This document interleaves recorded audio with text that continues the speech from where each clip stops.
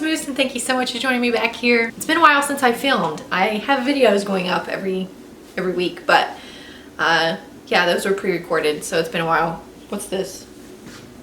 Oh, that's slobber from my son.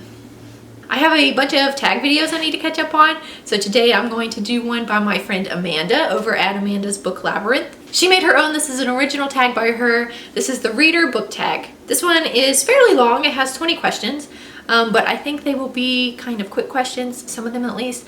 It's been a while since I watched her video on this, so I'll have to probably think about my answers a little bit. But anyways, let's just get into it. The reader book tag by Amanda's Book Labyrinth. I'll link her channel down below, by the way. Go check her out. She's very sweet. Question number 1, where do you read most often? Right here on my couch, or just around my house if I'm listening to an audiobook, or in the car. You know, if I'm listening to an audiobook, it's anywhere. If it's just a physical book, on my couch, or I read on my phone while I'm nursing my son to sleep.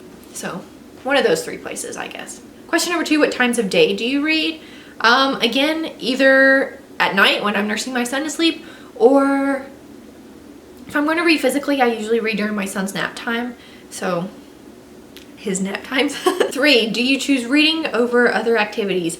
Nowadays, yes, I miss playing video games, but I'm one of those people that if I start playing a game, I want to do that whenever I have free time, and so reading will kind of get pushed to the back burner. So yeah, I do nowadays choose reading over other activities. I also used to watch a lot of Netflix and YouTube, and I try not to do that anymore because I just go down a rabbit hole and it's hard to stop. 4, what is your favorite light source to use? I like natural lighting for pretty much everything in my life. 5, do you read digitally or book in hand? Both.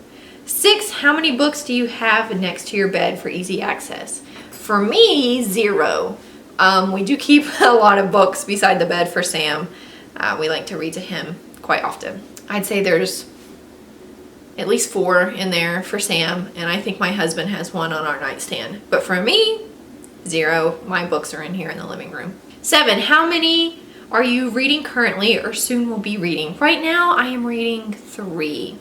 I am reading physically the 5th season by N.K. Jemisin, electronically Throne of Glass by Sarah J. Maas, and then I am listening to Two Dark Reigns by Kinnear Blake. Number 8, do you choose a certain genre depending on the time of day?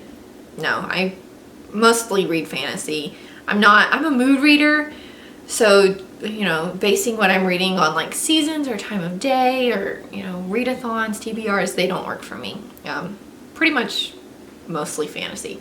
Number 9, reading and falling asleep go hand in hand for me. Do you have this problem? Not really. I actually have the opposite problem. If I start reading in bed, I generally stay up wanting to read more, and then I barely get any sleep, so it's kind of the opposite for me. And what is your favorite snack or drink while reading?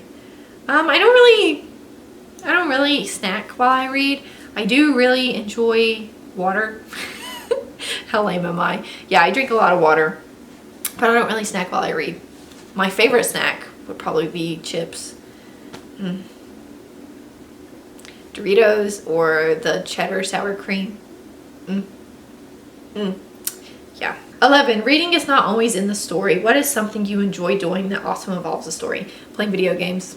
Absolutely. And watching Netflix and stuff like that. That's a good question. I don't think I've ever heard anything like that. Number 12, what other bookish item do you have next to your bed? I don't. Am I a real reader? Probably not. So I don't have a nightstand on my side of the bed. My husband has a nightstand on his side.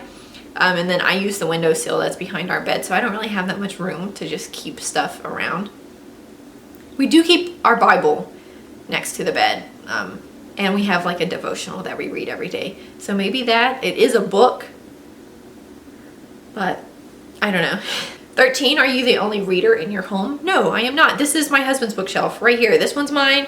This is my husband's. And as you can see, he likes to read too. And we've been reading to our son. So hopefully we raise someone who likes to read. 14, do you remember the first book that made you want to stay home and read all day? No, not really. I have always enjoyed reading. I guess middle school was really when I started like hardcore getting into reading. Probably Harry Potter if I would pick something. 15, do you read aloud to yourself or someone else? Not to myself, but I do read to my son every day. And then my husband and I take turns. We read a chapter of the Bible every night to each other. So tonight is my night, I think. So I'll read out loud for the both of us, and then tomorrow he'll read the chapter for both of us. So I guess, yeah, I do read out loud for quite a few people. 16, is it easier to read depending on the atmosphere? For sure. I like it quiet, about how it is now with no one else in the room and it's just me. But it's not impossible. I can read when it's busy. The only thing I can't do is read with music happening somewhere around me. Music just distracts me to no end. But yeah, it is easier, but I can read in busy places, out in public, it doesn't matter. 17, does reading make you feel fulfilled? Absolutely. Especially when I finish a book. At the same time, it makes me feel kind of empty, especially when it's a series and I finish it. I just finished, where are they at? Right here. The Becca Cooper series by Tamora Pierce, and I felt so empty when I finished those. But it does give you a sense of accomplishment whenever you finish a book. 18, in your opinion, what is the best part of reading a story? The story itself, I guess.